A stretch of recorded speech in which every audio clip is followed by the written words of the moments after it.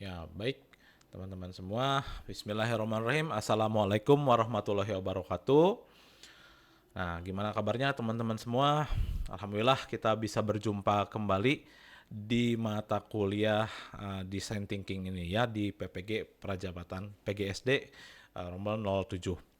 Oke, boleh dong teman-teman gunakan kolom live chatnya untuk berinteraksi. Teman-teman sudah ada siapa saja di uh, sesi kali ini. Nah, boleh ditulis di kolom live chatnya teman-teman ya. Kalau misalkan teman-teman memang sudah bergabung, boleh tulis namanya teman-teman ya. Oke, baik teman-teman semua.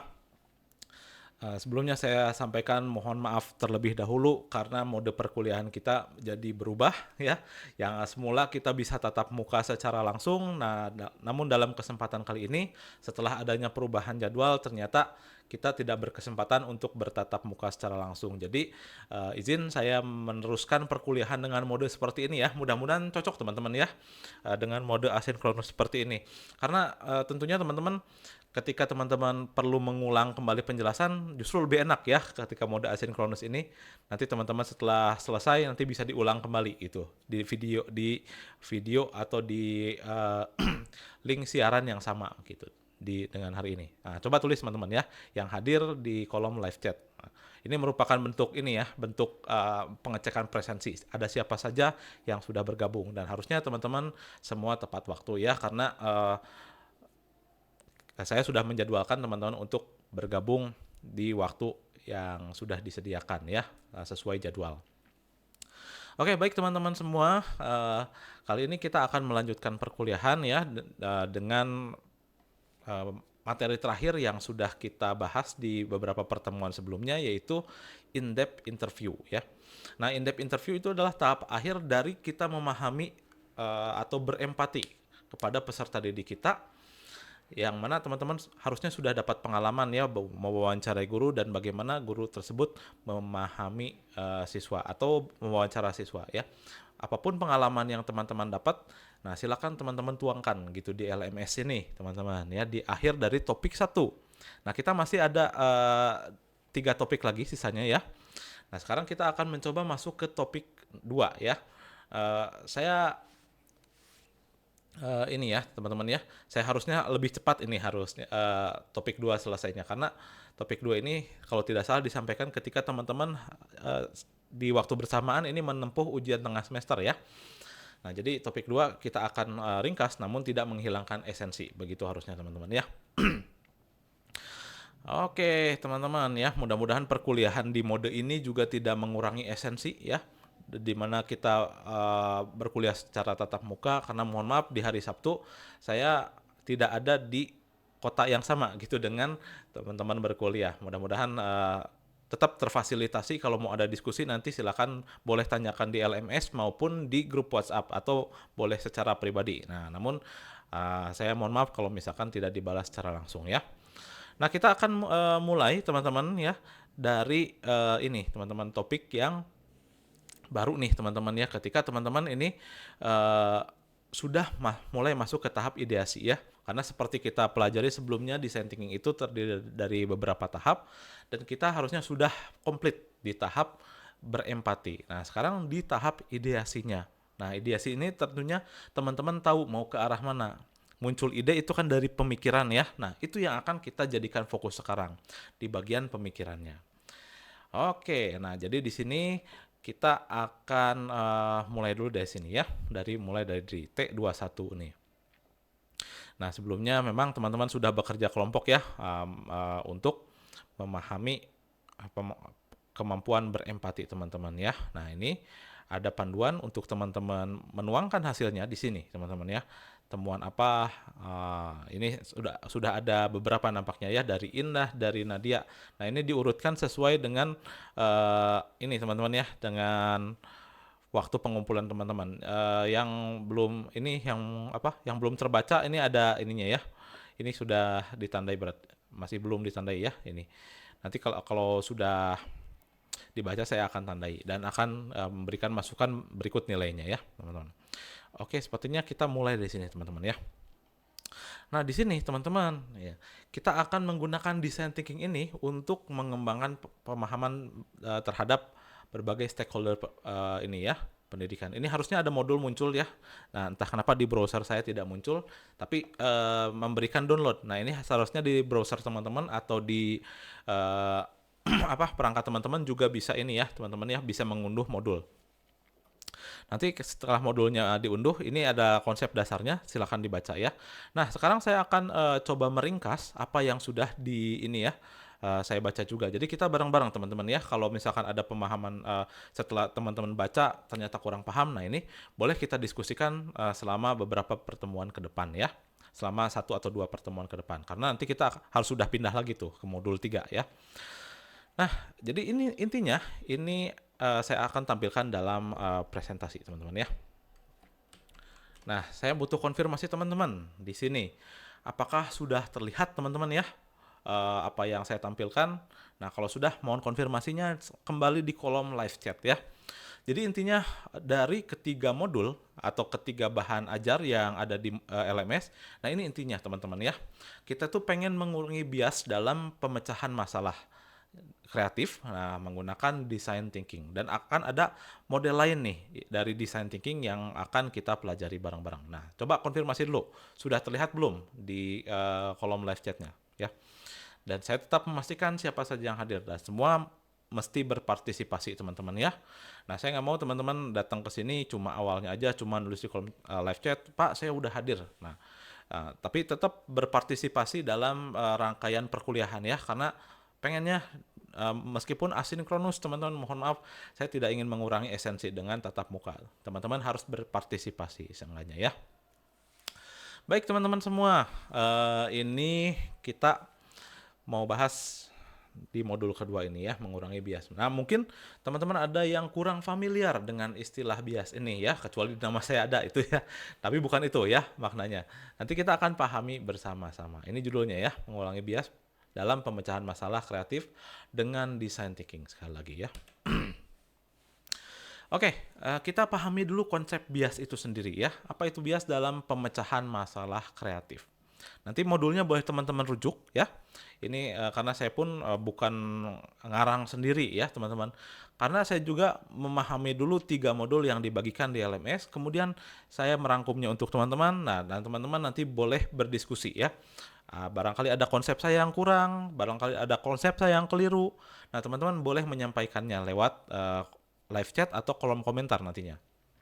Kalau misalkan sudah bukan di waktu bersamaan lagi. Oke, langsung aja kita akan pahami. Definisi bias itu apa? Yaitu kecenderungan yang menyebabkan penyimpangan dalam pengambilan keputusan atau penyelesaian masalah. Nah, secara definisi itu seperti itu ya. Nah, tapi kalau kita pahami secara konseptual, bias itu terjadi ketika kita nggak bisa lihat sesuatu dengan jelas. Nah, makanya terjadi bias ya. Nah, misalkan ada satu konsep didefinisikan, nah harusnya seperti A, tapi teman-teman malah menyimpulkan seperti B, begitu ya. Nah, saya ingin beri contoh teman-teman ketika, maaf, contohnya dalam bidang bahasa ya. Nah, ketika teman-teman memahami konsep tokoh antagonis. Nah, secara teori, tokoh antagonis itu adalah tokoh yang berlawanan dengan tokoh protagonis atau tokoh utama dalam cerita. Nah, tetapi kebanyakan ya, karena ada bias ya di masyarakat kita, itu langsung berasumsi bahwa tokoh antagonis ya, karena dibentuk lewat sinetron, itu adalah tokoh yang jahat. Nah, padahal nggak seperti itu ya. Tokoh antagonis itu bisa aja tokoh antagonis itu adalah tokoh yang baik. Nah, itu contohnya bias itu seperti itu ya. Karena kita punya pemahaman awal, terus kita nggak validasi lagi ya ke konsep aslinya tokoh antagonis itu seperti apa. Nah, itu ya contohnya.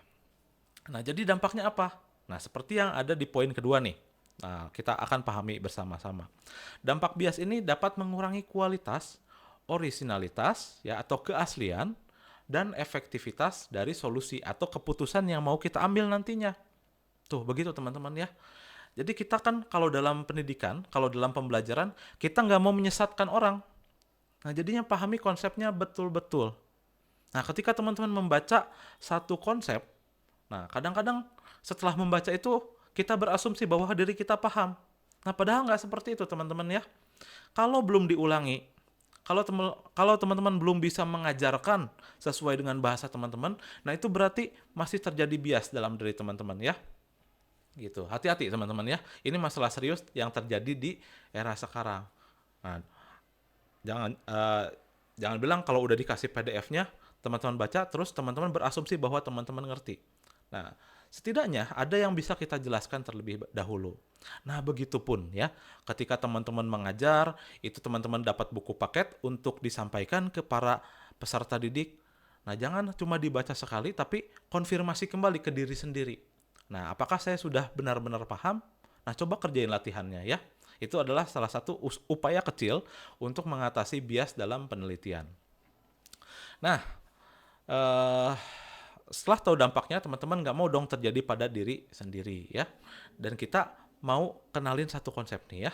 Nah, contoh bias itu ada di anchoring bias ya. Ini bahasa Inggrisnya ya, anchoring bias.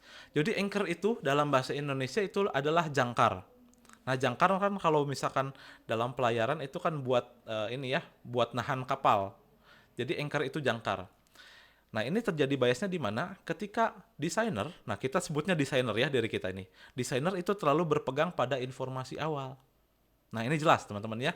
Ketika teman-teman itu baru baca satu konsep, nah terus teman-teman menyimpulkan, nah nggak boleh itu ya secara langsung memvalidasi ini nih yang benar. Nah, tapi teman-teman mencari penerapannya dulu seperti apa atau sumber lain berkata yang sama nggak mengenai konsep yang kita pahami gitu. Misalkan pendidikan adalah apa ya, nanti ada definisinya. Kalau baru baca satu, nah jangan berpuas hati dulu. Nah teman-teman itu mungkin itu adalah pemahaman awal ya yang teman-teman baca. Dan bisa jadi pemahaman awal ini tidak kontekstual nanti sifatnya. Gitu ya teman-teman ya. Jadinya kita ada confirmation bias ya, atau mengkonfirmasi bias yang kita dapat sebelumnya, mencari informasi yang mendukung keyakinan sebelumnya, begitu. Jadi itu cara mengatasi anchoring bias. Jadi jangan puas dengan satu pemahaman. Nah mungkin teman-teman waktu skripsi juga mengalami ya, bahwa pendapat ahli itu nggak boleh cuma satu. Nah kenapa mesti lebih? Itu karena untuk menghindari anchoring bias.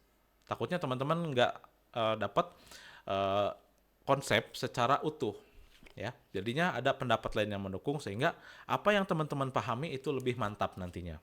Izin. Oke. Mudah-mudahan jelas ya konsep mengenai bias. Bias itu atau bias itu adalah ketika keadaan di mana ketika kita melihat sesuatu dengan buram atau dengan belum cukup jelas. Itu bias itu ya, teman-teman ya. Dan kita ketika melihat sesuatu yang buram, kita ngerasa, wah ini saya udah paham betul. Nah itu jangan sampai terjadi teman-teman ya.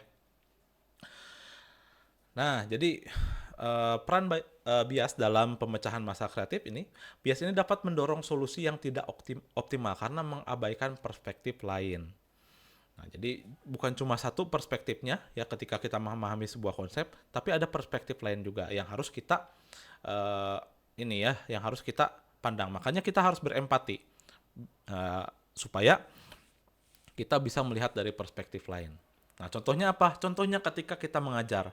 Kadang-kadang kita mengajar udah paling pede, nah udah paling yakin peserta didik ngikutin nih semua ini ya, semua instruksi atau semua pengetahuan yang kita sampaikan. Nah, padahal belum tentu.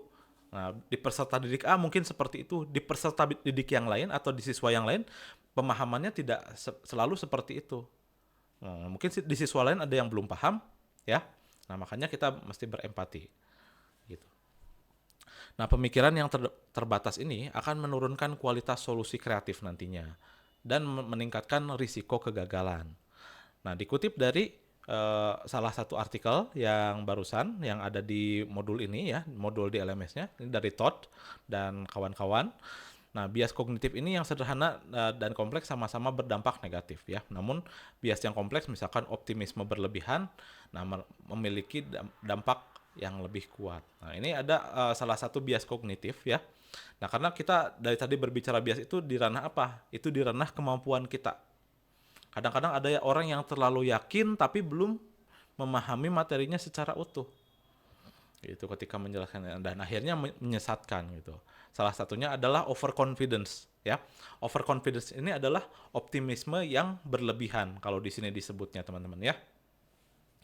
Nah, jadi apakah teman-teman juga pernah mengalami seperti itu? Nah, kita misalnya sudah baca buku, nah optimisme kita berlebihan ya. Nah, udah paling yakin, padahal nanti ketika dibaca lagi, ternyata konsepnya tidak seperti itu, melainkan seperti yang lain. Gitu teman-teman ya. Jadi selalu double check, selalu ada upaya evaluatif ketika kita sudah mengajar atau kita sudah membelajarkan atau kita belajar dengan diri kita sendiri. Selalu ada upaya evaluatif. Gimana sih yang kita pelajari hari ini?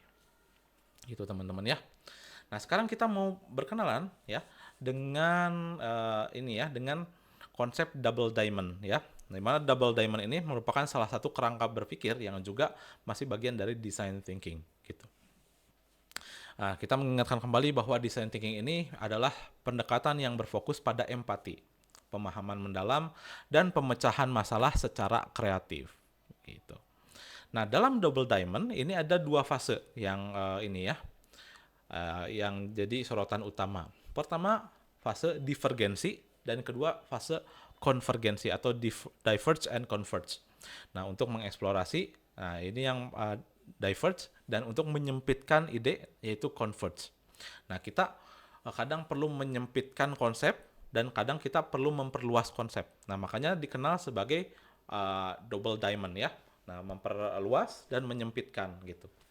Jadi kalau disatukan itu gambarannya akan membentuk diamond atau permata. Nah, double diamond ini istilahnya dikenal dengan double diamond ini karena memang bentuknya itu kayak gitu ya, kayak permata yang berurutan. Jadi pertama itu memahami masalah dulu ya, kita menciptakan problem space, dan kedua untuk menemukan solusi. Jadi dibuka dulu teman-teman ya, boleh lihat ini ya, boleh lihat kamera saya. Dibuka dulu kemudian ditutup. Nah, pokoknya bentuknya kayak belah ketupat gitu ya teman-teman ya, kalau dari segi dua dimensinya. Nah, masing-masing berlian ini mencerminkan pola berpikir melebar atau diverge itu melebar, dan mengerucut atau converge ya. Jadi urutannya kayak gitu, terus kayak gitu ya. Dalam memisahkan informasi yang relevan baik dari yang tidak relevan, kemudian menyempitkan ide menjadi solusi terbaik gitu, teman-teman ya. Nah, buat lebih jelasnya kita akan rujuk lagi modul utama di dalam yang modul kedua ini. Nah, konsep dua intan ya. Oh, intan, maaf ya, bukan permata. Dua intan dalam design thinking, yaitu memahami masalah dan menciptakan solusi. Selalu seperti ini, teman-teman ya. Jadi pertama diawali dari pemicunya dulu. Nah, ketika teman-teman mau menyelesaikan masalah, ada pemicunya dulu. Kenapa sih masalah ini harus diselesaikan? Teman-teman lalu menggali pemahaman terhadap masalah tersebut. Ya, misalkan masalah ketidakfokusannya siswa atau peserta didik di dalam kelas. Apa yang menyebabkan? Apakah medianya yang salah? Atau cara mengajar saya yang salah? Atau bahkan sayanya yang kurang berwibawa dalam penyampaian dalam penyampaian materi. Nah, di situ teman-teman ya. Nah, setelah mendapatkan masalahnya, tetapkan tujuannya. Oh, ternyata permasalahannya ini namanya tuh ya. Nah, ada distraksi di dalam kelas itu ketika peserta didiknya tidak memerhatikan. Nah, tujuannya apa? Tujuannya tentu aja akan menghilangkan distraksi. Nah, contohnya distraksi ya masalahnya ya. Distraksi itu adalah gangguan ketika gangguan lingkungan ya, gangguan lingkungan atau faktor-faktor yang mempengaruhi fokus terhadap peserta didik. Tujuannya apa? Tujuannya kita menghilangkan itu. Nah, itu dari mana distraksi itu muncul? Nah, itu teman-teman ya, mulai menetapkan tujuan. Saya akan menghilangkannya misalkan ya, adanya gadget di sekitar ini, teman-teman ya, di sekitar lingkungan belajar. Nah, gadget tentu saja ya akan mendistraksi. Karena coba teman-teman pun pernah mengalami kan ya, kalau misalnya kalau misalnya belajar terus tiba-tiba ada telepon masuk atau ada pesan penting yang masuk. Nah, coba teman-teman, saya pengen berinteraksi dulu dengan teman-teman. Apakah teman-teman pernah mengalami hal seperti itu Dan di mana itu teman-teman? Ketika belajar apa? Coba tulis dulu deh di kolom live chat ya. Boleh ya teman-teman ya? Nah, tetap teman-teman akan beraktivitas nih ketika ini. Oke, kalau live chatnya sudah ditutup, teman-teman nanti boleh tulis di kolom komentar. Pak, izin mengomentari ketika Bapak bertanya ini mengenai distraksi. Coba teman-teman, saya pengen kasih waktu dulu untuk sharing. Pernah nggak teman-teman mengalami seperti itu? Distraksi ketika belajar, ya. Boleh ceritakan sedikit teman-teman ya. Ringkas aja, nggak perlu jadi karangan panjang, nggak ya teman-teman ya. Nah, itu adalah salah satu bentuk distraksi. Atau di ruang kelasnya yang tidak akomodatif, bahkan distraksi itu bisa terjadi. Ketika kita tuh mau belajar, terus kacanya tuh transparan, bukan ini ya, nggak menutupi. Kadang-kadang ada yang lewat ya, apalagi yang lewat itu adalah eh, kecengan kita, nah itu pasti akan mendistraksi teman-teman ya. Akan jadi lihat itu ya, akan jadi lihat orang di luar kelas alih-alih melihat fokus kepada pembelajaran. Nah, gitu permasalahannya ya. Nah, teman-teman lalu cari artikel jurnal ya yang mendukung pernyataan seperti itu. Kemudian teman-teman baca buku dengan topik yang sama. Dan akhirnya teman-teman jadi paham terhadap masalahnya. Nah, gitu teman-teman ya. Akhirnya mengerucut teman-teman itu jadi lebih jelas tujuan yang mau tujuannya apa gitu ya. Dari memahami masalah tersebut. Nah, terciptalah tujuan yang terencana ya. Tujuan dan rencana. Lalu akhirnya teman-teman itu ingin menciptakan solusi. Bagaimana distraksi itu bisa dihilangkan? Alternatifnya A, ya, misalnya contohnya ini hal sederhananya. A itu tidak mengizinkan peserta didik membawa gadget ke dalam kelas, ya. Atau B itu mengubah fasilitas kelasnya atau tata letak kelasnya, atau C itu mengubah tempat duduknya, ya, tata letak tempat duduknya. Itu adalah beberapa pilihan yang bisa ini ya, yang bisa diterapkan ketika eh, mengatasi distraksi. Nah, kemudian yang lebih cocok yang mana? Nah, setelah kita berempati ya atau setelah kita memahami karakteristik peserta didiknya, teman-teman akan memilih salah satu gitu yang paling cocok. Apakah itu kita membuat kebijakan seperti itu ya, membatasi penggunaan gawai atau penggunaan perangkat di dalam kelas atau yang lain yang dipilih. Nah, itu harus berdasarkan ini ya, berdasarkan eh, pertimbangan yang matang. Makanya bias ini tidak boleh sampai terjadi di tahap ini, di tahap design thinking ini. Begitu teman-teman semua ya. Jadi analisis, seleksi, dan pilihan solusi gitu. Seleksi pilihan solusi yang berdasar gitu. Kalau boleh saya tambahkan. Nah, mudah-mudahan teman-teman bisa mengikuti konsep 2 intan ini ya. Nah, di mana intan pertama kita mendiverge dulu ya atau melebarkan ini dulu pemahaman kita.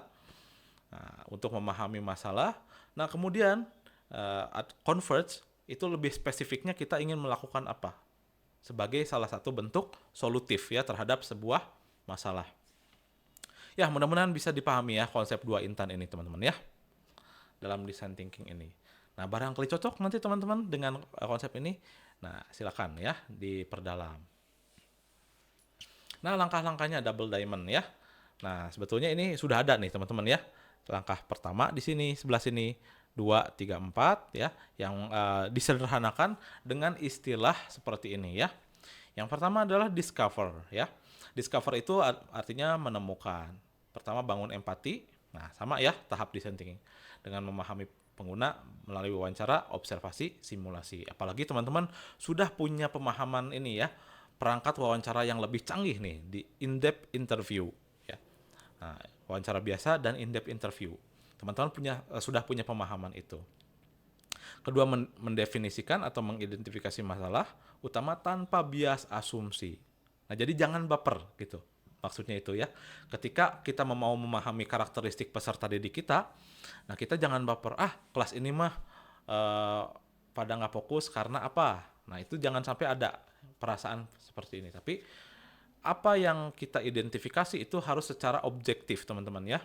Harus berdasarkan ini ya, harus berdasarkan identifikasi yang mendalam gitu, menggunakan instrumen ya, menggunakan data-data gitu intinya. Lalu setelah itu develop, yaitu mengembangkan, menghasilkan ide kreatif sebanyak mungkin tanpa menilai terlebih dahulu ya. Kalau teman-teman punya ide untuk solusi, kumpulkan dulu, jangan langsung satu kepikiran dipakai itu. Nah, itu cara yang kurang efektif dan akan menghasilkan bias kembali ya ketika menerapkan solusi. Jadi teman-teman, ketika punya solusi itu kita baiknya brainstorming dulu atau melakukan curah pendapat atau dicatat dulu, nanti baru pilih salah satu yang cocok.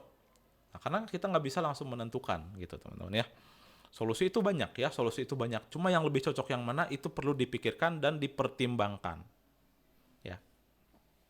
Kemudian mendeliver ya, setelah menyaring dan memilih solusi terbaik berdasarkan kebutuhan nyata pengguna, ya kita implementasikan, kita terapkan ya.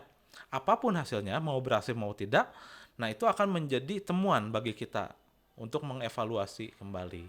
Misalkan yang solusi yang paling cocok yang ini nih, tapi setelah dipertimbangkan cocok, kenapa ya tidak berhasil? Nah itu menjadi temuan, apakah solusinya kurang tepat atau pertimbangan kitanya justru yang kurang mantap, begitu ya teman-teman.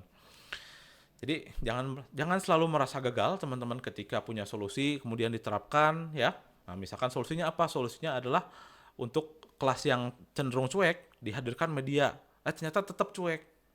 Nah berarti media tersebut ya bukan solusi terbaik. Itu terbaik menurut kita, tapi belum terbaik menurut para siswa atau para peserta didik. Jadinya kita tahu, oh ini tidak bekerja untuk mengatasi peserta didik atau kelas yang cuek. Misalkan lebih cocok untuk menerapkan metode pembelajaran yang berfokus pada kinestetik atau banyak digerakkan. Nah, siapa tahu sudah yang itu berhasil ya.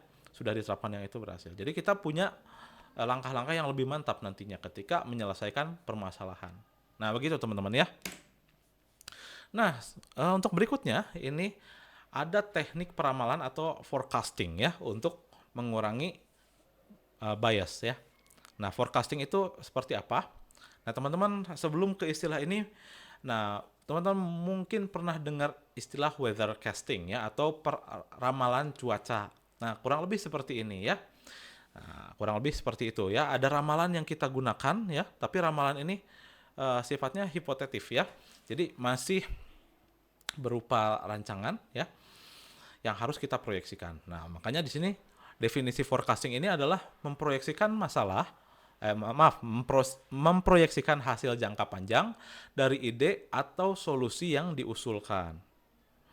Begitu, teman-teman ya. Masih dari Todd ya ini. Peramalan dapat meningkatkan kualitas solusi dengan meminimalkan pemakaian heuristik yang memperkuat bias gitu. Di sini kita menggunakan peramalan ini maksudnya adalah perancangan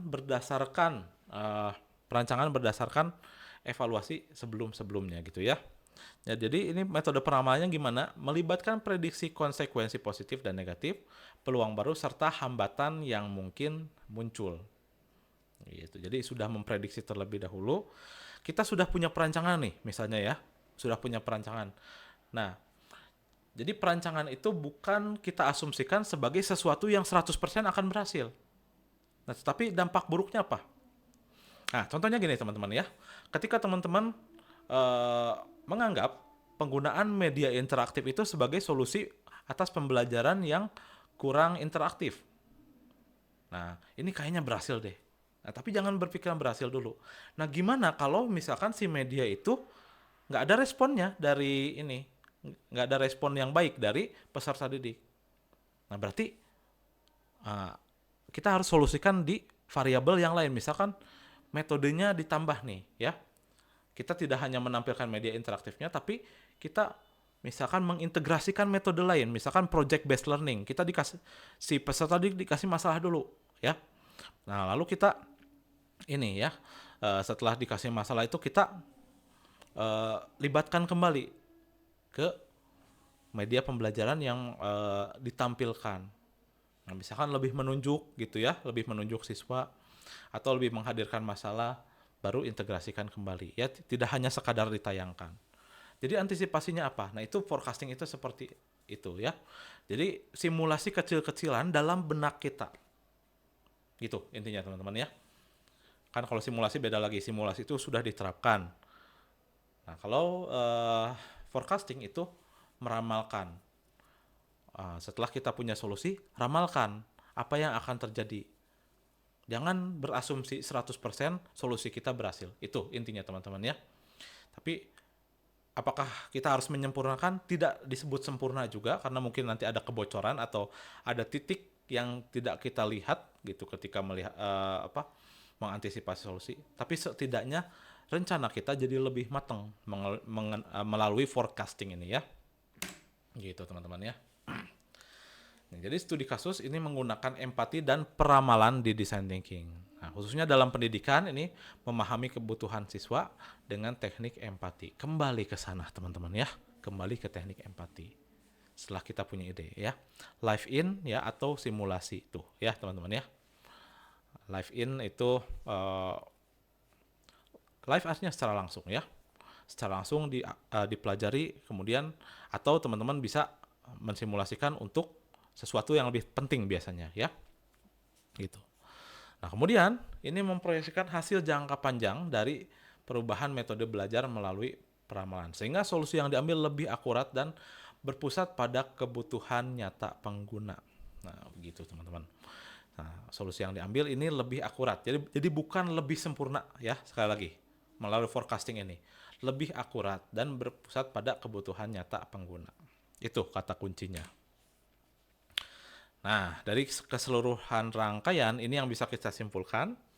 Nah, pengurangan bias dalam pemecahan masalah kreatif dapat dilakukan melalui design thinking yang berfokus pada empati dan menggunakan teknik peramalan. Nah, kemudian rekomendasinya apa? Rekomendasinya kita akan menggunakan pendekatan design thinking untuk memahami masalah secara mendalam. Nah, nanti coba teman-teman terapkan forecasting ya untuk mengidentifikasi konsekuensi jangka panjang dan mengurangi bias keputusan. Gini teman-teman ya, sampai tahap ini dulu. Nah, kita ketika belajar itu selalu mengambil risiko ya. Nah, mengambil satu metode pembelajaran, mengambil satu media pembelajaran yang mungkin menurut kita akan berhasil. Nah, tetapi kalau melalui forecasting ya, karena teman-teman sudah tahu konsep ini, nah teman-teman setelah merancang itu, nah coba lihat pengalaman-pengalaman orang lain atau pengalaman kita terdahulu. Nah, celah mana yang mungkin bisa diantisipasi. Jadi akan semakin menyempurnakan ya sesuai dengan jam terbang teman-teman ketika nanti mengajar gitu.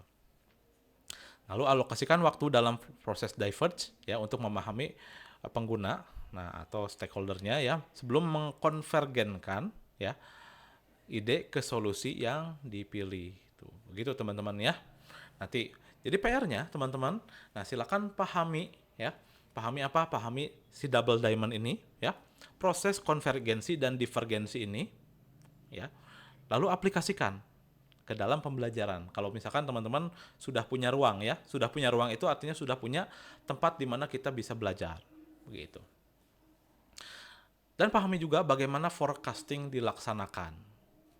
Nah, itu PR-nya ya teman-teman ya setelah teman-teman mengikuti perkuliahan ini. Oke, baik, itulah akhir dari perkuliahan kita di mata kuliah Design Thinking yang pada kesempatan kali ini membahas mengenai double diamond ya untuk mengatasi bias dalam pemecahan masalah kreatif. Oke, mungkin dari teman-teman nanti ada yang mau didiskusikan. Nah, silakan tulis di kolom live chat kalau misalkan teman-teman masih ikut di jamnya. Atau nanti ketika teman-teman mengikuti di jam yang lain, tulis di dalam kolom komentar, teman-teman ya. Gitu. Kalau ada yang mau didiskusikan. Oke, untuk mendata presensi hari ini seperti apa?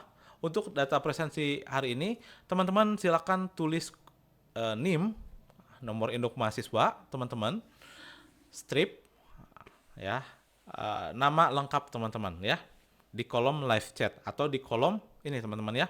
Di kolom komentar kalau misalkan teman-teman sudah tidak lagi menyaksikan live chat ini ya, menyaksikan live ini gitu teman-teman ya. Tulis itu beserta pengalaman teman-teman ya. Nah, teman-teman, apakah ini yang mesti ditulis ya? Nggak cuma NIM dan nama saja. Nah, pengalaman bias teman-teman ya, refleksinya ya, teman-teman ya. Nah, apakah teman-teman juga pernah mengalami bias dan ketika apa? Teman-teman itu, apakah ketika SD ya, saya tuh baca ngerasa udah paham dan akhirnya pas disuruh ke depan itu ternyata saya nggak paham sama sekali, nggak bisa menjelaskan sama sekali. Apakah itu pernah terjadi? Nah, silakan ceritakan kembali teman-teman ya. Dan upaya teman-teman kalau untuk mencegah hal seperti itu lagi terjadi seperti apa ya? Jadi kembali kita akan menggunakan framework masalah ya, masalah teman-teman bisa diceritakan dan solusinya seperti apa sekarang. Nah, silakan ya. Sekali lagi teman-teman, apa yang perlu ditulis sebagai upaya refleksi? Nah, secara ringkas aja ya.